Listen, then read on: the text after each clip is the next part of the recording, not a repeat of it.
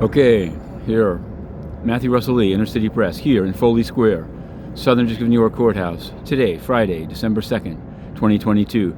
Now, yesterday we covered the guilty plea of UN fraudster Cary Yan. Yes, I was inside the United Nations covering it when Cary Yan had an event in the ECOSOC chamber and made various promises. Turned out he was bribing the Marshall Islands to try to set up a pro-Chinese tax-free zone. Well, he was indicted, and yesterday he pleaded guilty.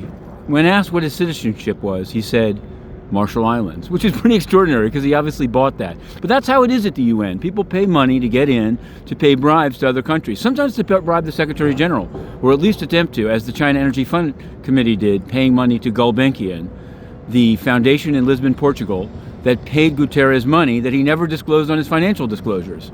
Now, I'm going to get to the point here because I reported that while a UN correspondent and soon found myself thrown out of the UN. Now, this morning, I went there. That's why I'm here a little bit later than usual, because I was invited to a civil society town hall by Csaba Korosi, the Hungarian president of the General Assembly. So I went and said, pick up your ticket, and I went to 801 First Avenue, and I got there at 9:20. They said it arrived between 9 and 10, and I was quickly at the front of the line, and they said, you can't, you're banned. So I said, I don't know. I've never been told that. On what basis? They locked the door, they went inside, and they said a supervisor would come and explain everything. Supervisor never came, but a UN staff member, who for now remains unnamed, came and said, went in, talked to me, went inside, came outside and said, they say that it's Department of UN Security, but there's an appeals process.